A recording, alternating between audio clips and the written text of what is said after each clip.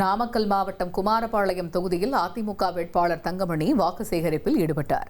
அப்பொழுது பேசிய அவர், அப்பையார் சத்திரம் பகுதியில் குடியிருப்போருக்கு இந்து சமய அறநிலையத்துறை அனுப்பியுள்ள நோட்டீஸ் குறித்து மக்கள் கவலைப்பட வேண்டாம் என்றும், மீண்டும் அதிமுக ஆட்சி அமைந்தவுடன் அனைவருக்கும் பட்டா வழங்க நடவடிக்கை எடுக்கப்படும் என்றும் உறுதியளித்தார். இந்த பகுதியில் இருக்கின்ற அனைத்து வீடுகளும் அறநிலையத்திற்கு சொந்தம் என்று திமுக ஆட்சியில் நோட்டீஸ் கொடுக்கப்பட்டிருக்கின்றது. அது அறநிலையத்திற்கு சொந்தமானது என்பதற்கு எந்தவித ரெக்கார்டும் இல்லை. 10 ஆண்டு காலம் நான் அமைச்சராக இருக்கின்ற போது உங்களுக்கு எந்த பிரச்சனையும் இல்லாமல் இருந்தது. இப்பொழுது இது போன்ற பிரச்சனைகள் பல்வேறு பகுதியில், அது நமது பகுதியிலும் வந்திருக்கின்றது. அப்பையார் சத்திரம் என்பது மிக மிக முக்கியமானது. கிட்டத்தட்ட 80-90 ஆண்டு காலமாக நீங்கள் குடியிருந்து வருகின்றீர்கள். இப்பொழுது அந்த குடியிருப்புக்கு வாடகை கட்ட வேண்டும் என்று அரசு ஒரு உத்தரவு போட்டிருக்கின்றது.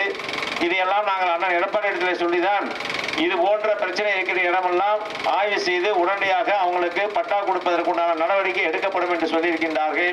ட்ரெண்டை ஃப்ரெண்ட் ஆக்கிக்கோங்க. தந்தி டிவியின் சப்ஸ்கிரைபர்ஸ் அண்ட் ஃபாலோவர்ஸ் குடும்பத்தில் நீங்களும் இணையுங்க.